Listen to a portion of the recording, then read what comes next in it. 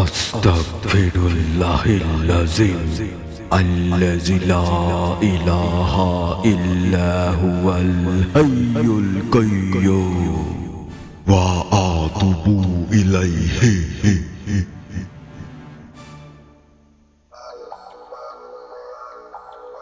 আমরা প্রতিনিয়ত আমাদের শরীর পরিষ্কার করি, ঘর বাড়ি পরিষ্কার করি, কিন্তু কখনো কি ভেবেছি আমাদের এই কল্প বা হৃদয়ের কথা?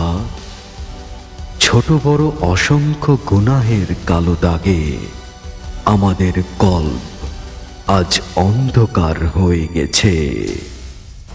আর এই অন্ধকারই আমাদের জীবনের সব অশান্তি আর ব্যর্থতার মূল কারণ।